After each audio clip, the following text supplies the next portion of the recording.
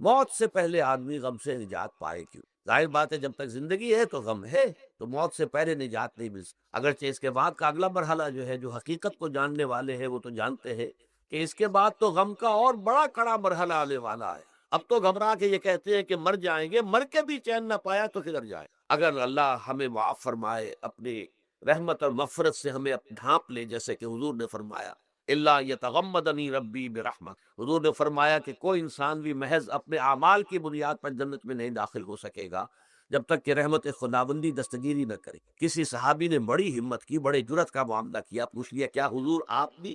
ظاہر بات ہے آپ بھی انسان ہے، آپ بھی بشر ہے، قرآن مجید میں کہلوایا گیا ہے اور انما انا بشر مثلکم۔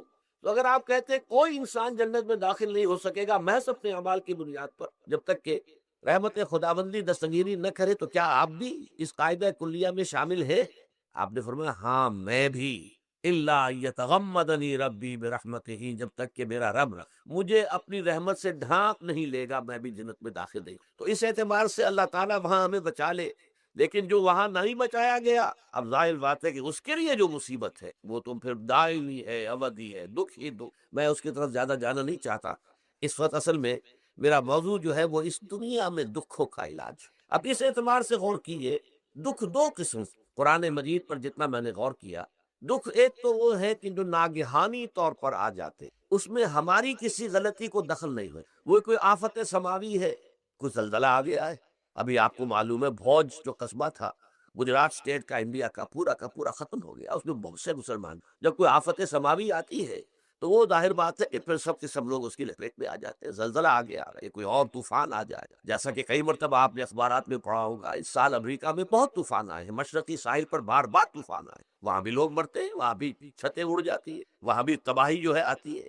اس حوالے سے ایک تو ہے وہ ناگہانی آفات، آفت ارضی ہو یا آفت سماوی ہو، زلزلہ ہے یا آفت ارضی ہے، طوفان آ گیا ہے، کوئی سائیکلون آ گیا یا آفت سماوی ہے، یا کوئی آسمان سے بڑا سا پتھر آ جائے۔ آپ کبھی کبھی اخبارات میں پڑھتے ہوں گے کہ ایک بڑی چٹان پاس سے گزر گئی، بہت بڑی خلائی چٹان جو ہے زمین کے قریب سے ہوकर گزر گئی، زمین بچ گئی، ورنہ اگر وہ زمین سے ٹکرا جاتی تو نہ معلوم کتنا بڑا یہاں پر تباہی کا معاملہ، بڑے بڑے جو ہے شہاب گرتے رہے زمین کے اوپر، بڑی بڑی تباہی آتی رہی ماضی میں۔ تو ایک تو یہ ہے، اور ان میں بھی تقسیم کیجئے، یہ ناگہانی تکلیف، ناگہانی مصیبت، یا کوئی آفت سماوی یا آفت ارضی، اس کی بھی پھر دو قسمیں ہو گئی۔ ایک وہ کہ جو افراد کو متاثر، انفرادی سطح، آدمی سڑک پر جا رہا تھا، پیچھے سے آ کر کسی گاڑی نے ٹکر ماری، گر گیا، ٹانگ ٹوٹ گئی۔ اب ظاہر بات ہے کہ اس میں اس کا کوئی قصور نہیں ہے، یہ اللہ تعالیٰ کی طرف سے بات آ گئی ہے۔ یا یہ کہ کوئی اگر اجتماعی سطح پر آیا، جیسا کہ زلزلہ ہے، یا جیسا کہ کوئی سائیکلون ہے، کوئی بڑا طوفان ہے، بہت بڑے فلڈز آ گئے ہیں۔ اس وقت بھی موزمبیق میں بہت بڑا فلڈ آیا ہوا ہے، ساؤتھ افریقہ میں، اور افریقہ میں پچھلے سال بھی بہت بڑا فلڈ آیا تھا، بڑی تباہی آئی آ رہا۔ تو یہ آفت سماوی، یہ ظاہر بات ہے کہ اجتماعی سطح پر آتی ہے، بڑی بڑی مقدار میں اور تعداد میں لوگ متاثر، لاکھوں لوگ بے گھر ہو جاتے ہیں، ہزاروں آدمی مارے جاتے ہیں۔ پہلی شکل جو ہے دکھ کی، جیسا کہ میں نے عرض کیا، وہ ناگہانی دکھ، کوئی آفت ارضی، کوئی آفت سماوی، خواہ وہ انفرادی ہو خواہ اجتماعی۔ اس کے ضمن میں کیا علاج ہے؟ ظاہر بات ہے کہ اس کا علاج یہ تو نہیں ہو سکتا کہ آپ اس کو ختم کریں۔ انگریزی کا ایک محاورہ ہے، what cannot be cured must be endured۔ جو چیز جو ہے جس کا علاج نہیں ہو سکتا وہ تو برداشت کرنی پڑے گی۔ بعض بیماریاں بھی ایسی ہیں، ڈائبٹیز ہو گئی ہے، شوگر کا مرض ہو گیا، ڈاکٹر آپ کو بتائے گا نہیں بھائی اب یہ مرض جائے گا نہیں، اب آپ کو اس مرض کے ساتھ ہی اپنے آپ کو ایڈجسٹ کر کے اپنی غذا وغیرہ اس کے مطابق طے کر لیجیے، ورنہ یہ کہ یہ نہ سمجھیے کہ یہ مرض چلا جائے گا۔ تو what cannot be cured must be endured۔ لہذا ان آفت سماوی و عرضی، چاہے وہ انفرادی سطح پر متاثر کرتی ہوں انسانوں کو اور چاہے اجتماعی سطح پر، اس کا تو علاج ایک ہی ہے۔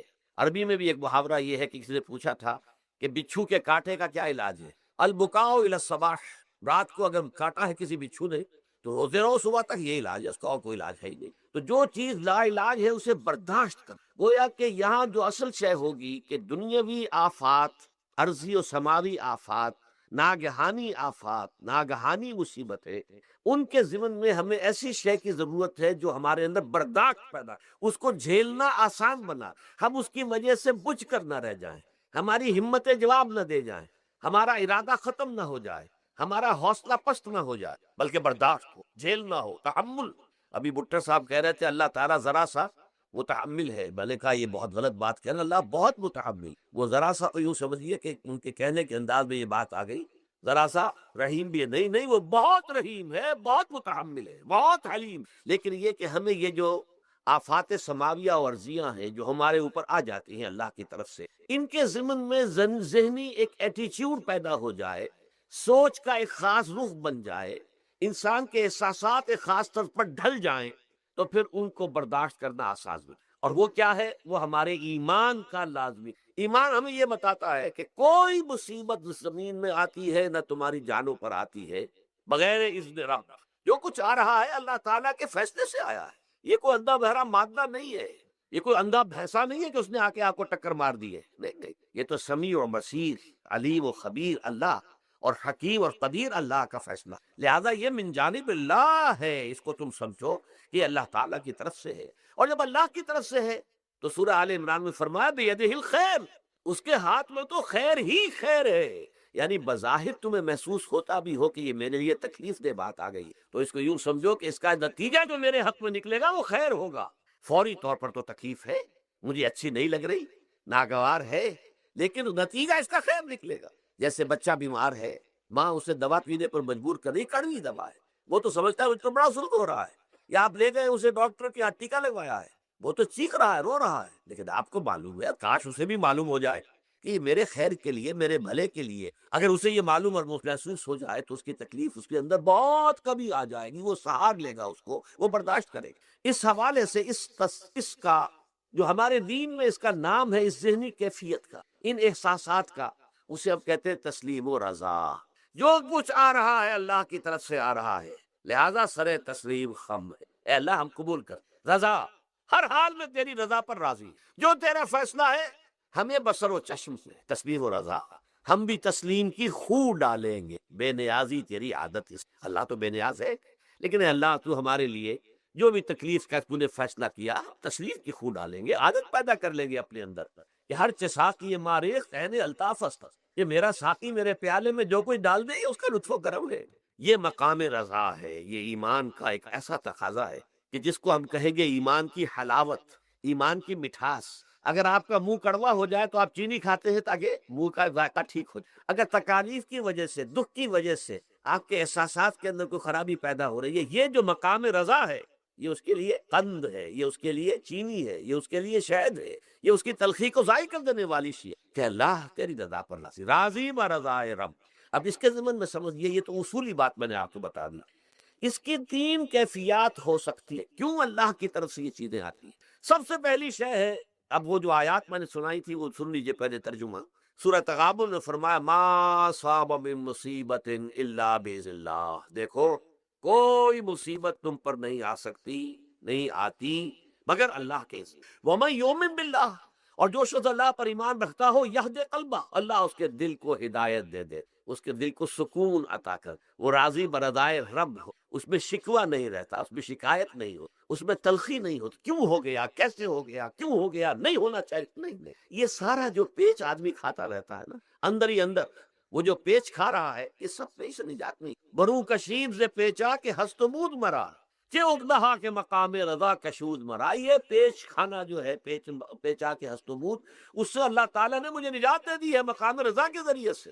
کتنے بڑے بڑے عقدے میرے حل ہو گئے اس مقام رضا سے. کہ اگدہا کہ مقام رضا کشود میرا، میرے تو بہت سے عقدے اس سے حل ہو گئے. اس حوالے سے ایک موٹی بات تو یہ ہو گئی، لیکن اب اس کو 3 حصوں میں تقسیم. پہلی بات یہ کہ یہ اللہ کی طرف سے آزمائش کے طور پر، آزمائش میرا بندہ اس پر صبر کرتا ہے یا نہیں، یا میرے خلاف بکواس کرنے پر آمادہ ہو. اللہ تو ایسا ہے، اللہ نے تو ہم پر کبھی کرم کیا ہی نہیں، اللہ تو ظالم، معاذ اللہ معاذ اللہ معاذ اللہ. کہیں ایسا تو نہیں، میرا بندہ جو ہے تکلیف کو جھیلتا ہے میری وجہ سے، یہ سمجھ کے کہ اللہ کی طرف سے آئی. یہ صبر جو ہے یہ بہت بڑی کامیابی ہے اگر انسان کو. اور اس صبر کے نتیجے میں 2 اور باتیں پیدا ہوتی. یہ مضامین علیحدہ علیحدہ دروس کے اندر آتے رہے ہیں، لیکن آج ایک نئے عنوان کے تحت جمع ہو کر آ رہے ہیں. پہلی بات یہ ہوتی ہے کہ یہ امتحان کا نتیجہ کیا نکلتا ہے کہ آپ نے ایک امتحان پاس کیا تو آپ کے اگلے درجے میں ترقی ہو جائے. 5ویں کا امتحان پاس کر لیا نا، 6ٹھی میں جائیں گے. اب 6ٹھی کا امتحان پاس کریں گے تو 7ویں میں جائیں گے، 7ویں کا پاس کریں گے تو 8ویں.